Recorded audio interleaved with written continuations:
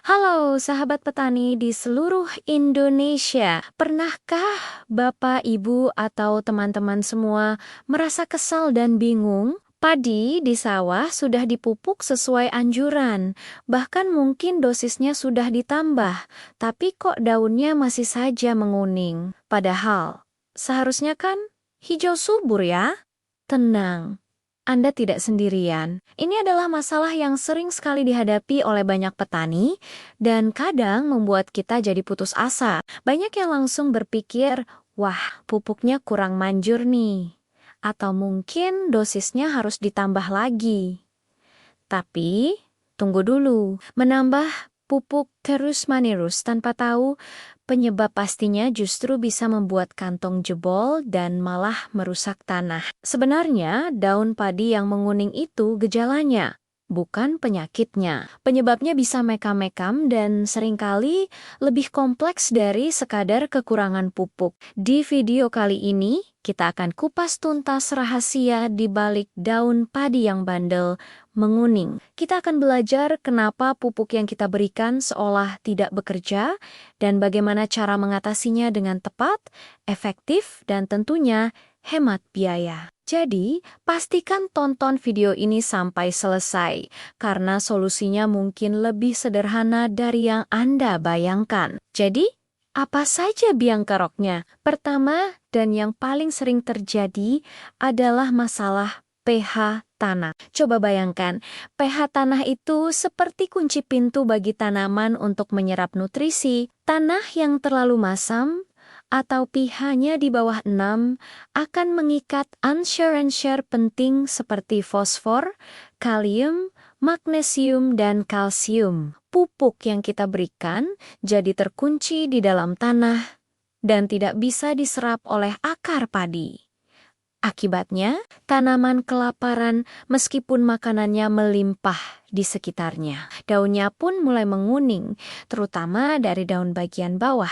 Mirip gejala kekurangan nitrogen, padahal bukan itu masalah utamanya. Untuk mengatasinya, langkah pertama adalah cek pH tanah. Sekarang sudah banyak alat tes pH tanah yang murah dan mudah digunakan. Jika tanah terbukti masam, solusinya adalah dengan memberikan kapur pertanian atau dolomit. Pemberian kapur ini paling ideal dilakukan saat pengolahan lahan, sekitar 2-4 minggu sebelum tanam. Dosisnya tergantung seberapa masam tanah Anda, tapi biasanya berkisar antara 1 hingga 2 ton per hektar. Dengan menaikkan pH tanah ke level ideal, yaitu antara 6 hingga 7, pintu penyerapan nutrisi akan terbuka lebar. Pupuk yang Anda berikan pun akan bekerja jauh lebih efektif. Penyebab kedua yang tidak kalah penting adalah kondisi perakaran yang tidak sehat.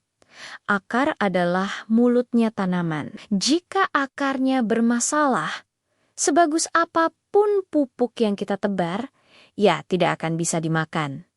Apa saja yang bisa membuat akar jadi tidak sehat? Bisa karena tanah yang terlalu padat sehingga akar sulit menembus dan bernapas. Bisa juga karena serangan hama seperti penggerek batang atau penyakit seperti busuk akar yang disebabkan oleh jamur. Coba deh, cabut salah satu rumpun padi yang menguning.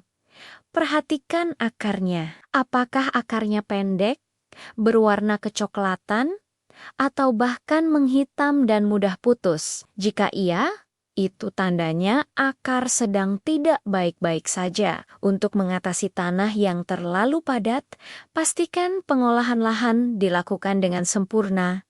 Dibuat gember. Untuk masalah jamur, penggunaan fungisida hayati seperti trichoderma saat olah lahan bisa menjadi langkah pencegahan yang sangat baik. Selain itu, pastikan juga drainase atau saluran pembuangan air di sawah berfungsi baik agar tidak ada air yang menggenang terlalu lama yang bisa memicu busuk akar. Akar yang sehat warnanya putih, cerah, panjang, dan lebat. Kalau akarnya sehat, penyerapan pupuk pasti maksimal. Nah, sekarang kita masuk ke penyebab ketiga yang sering luput dari perhatian, yaitu keseimbangan unsur hara mikro. Kita seringkali hanya fokus pada unsur makro seperti nitrogen N, fosfor panjang, dan kalium K. Padahal, tanaman padi juga butuh unsur mikro dalam jumlah kecil,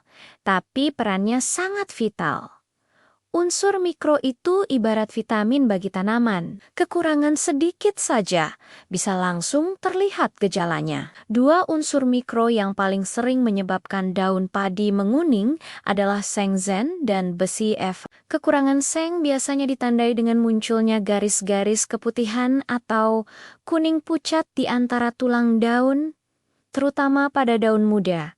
Pertumbuhan tanaman juga jadi kerdil. Sedangkan kekurangan besi, gejalanya hampir mirip, yaitu daun muda yang menguning seluruhnya, sementara tulang daunnya masih terlihat hijau. Ini sering terjadi di tanah dengan pH yang terlalu tinggi atau basa. Lalu, bagaimana solusinya? Jangan buru-buru menabur pupuk mikro ke tanah karena mungkin tidak akan efektif jika pH tanahnya tidak sesuai. Cara paling cepat dan efisien adalah dengan aplikasi pupuk daun. Carilah pupuk daun yang mengandung unsur mikro lengkap, terutama sengzen dan BCF. Semprotkan langsung ke daun padi sesuai dosis anjuran. Daun bisa menyerap nutrisi secara langsung, sehingga efeknya akan terlihat lebih cepat. Biasanya dalam beberapa hari, daun akan mulai menghijau kembali. Ini adalah pertolongan pertama yang sangat ampuh untuk padi